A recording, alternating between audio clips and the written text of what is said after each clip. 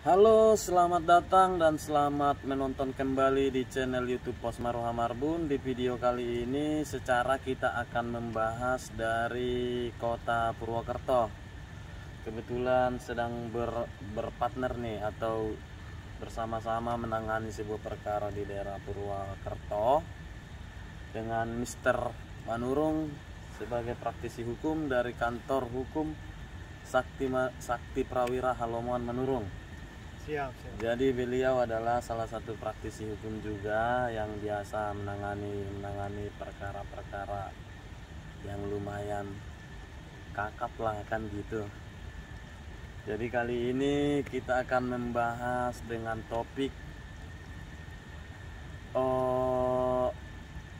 tinjauan hukum atau tinjauan yuridis terhadap tindak pidana penipuan yang dilakukan melalui online shop. Jadi di video kali ini kita akan membahas apakah ketika seseorang membeli sebuah produk dari online shop dan ternyata barang tersebut tidak sesuai, apakah itu masuk ke kitab undang-undang hukum pidana atau undang-undang ITE. Jadi di sini kita akan membahas mana yang lebih dominan. Jadi kali ini saya tidak sendiri tapi dengan beliau akan bincang-bincang hukum kita. Ikuti terus kawan-kawan.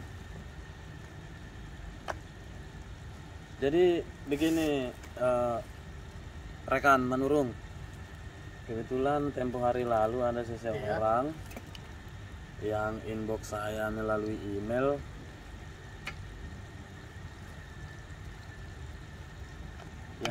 yang inbox saya melalui email, katanya dia membeli sebuah produk dari online shop yang lumayan terkenal di Indonesia. Baik. Cuman ketika barang tersebut nyampe ke alamat yang ditujukan tidak sesuai. Oke. Jadi ilustrasinya seperti ini. Si A membeli sebuah ponsel atau handphone di online shop dan yang dikirim adalah power bank. Oke.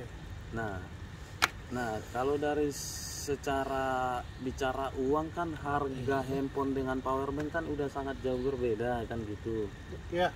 Dan secara kegunaan dan fungsinya juga kan udah jauh banget kan gitu. Benar, Handphone benar. adalah untuk komunikasi, sedangkan power bank adalah untuk Mengisi mengisi daya. baterai, mengisi daya handphone kan gitu. Iya.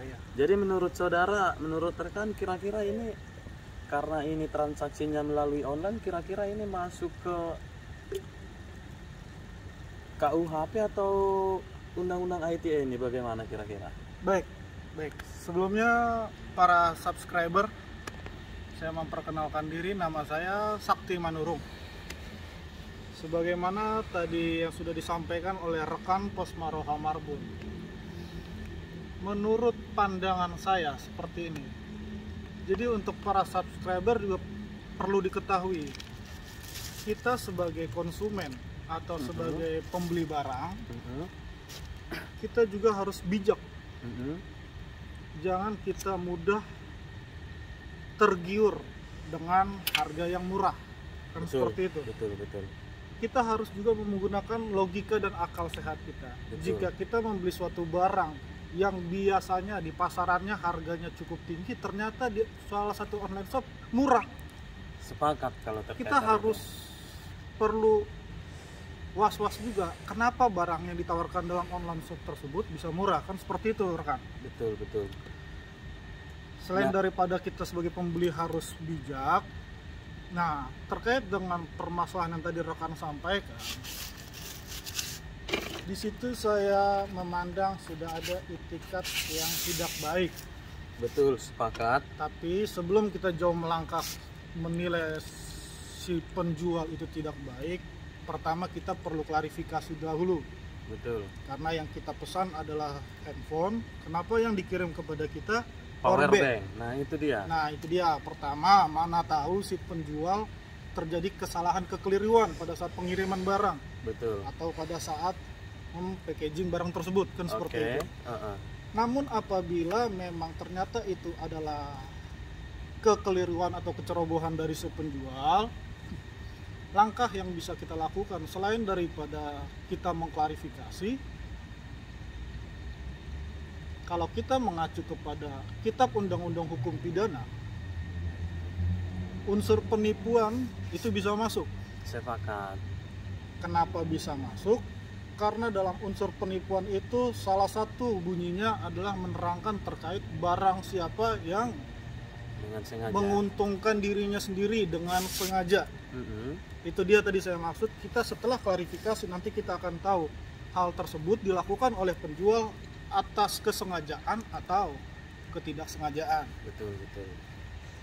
Apabila kita kaitkan permasalahan ini dengan Undang-Undang ITE. ITE ini memang bisa. Kenapa? Karena ITE ini semua yang berkaitan dengan tindak pidana dilakukan dalam suatu bentuk media sosial. Betul. Seperti itu. Ha-ha.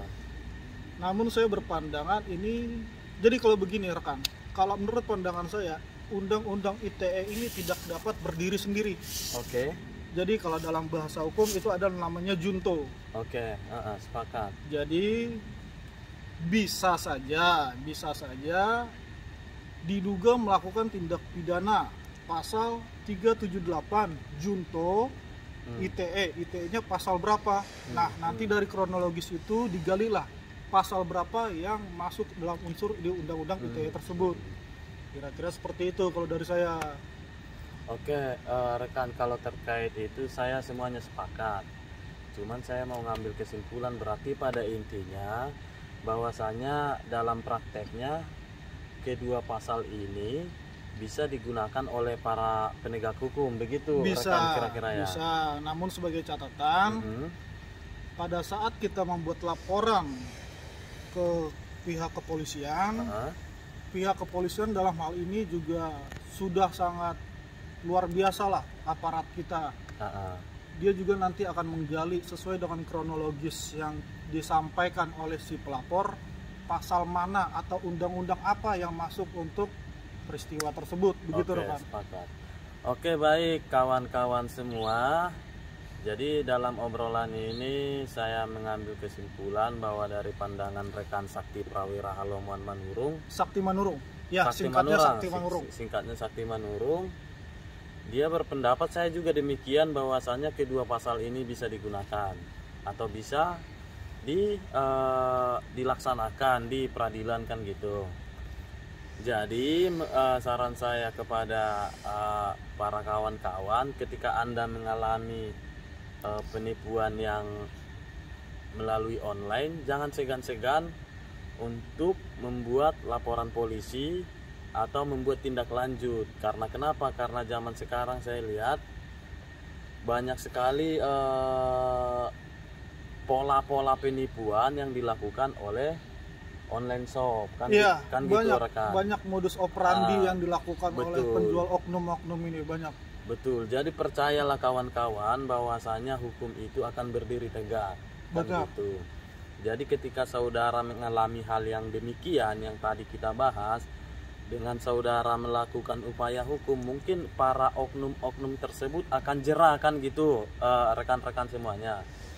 Jadi jangan pernah takut, jangan pernah enggan, jangan pernah malas untuk menindaklanjuti demi kebaikan bersama. Begitu nggak kira-kira? Benar, rekan? Jadi begini tambahan seperti yang tadi sudah saya sampaikan. Jadi untuk para teman-teman di luar sana, supaya kita lebih bijak dalam membeli suatu barang, disitulah kita harus cermat melihat mana penjual yang baik, mana penjual yang kurang baik.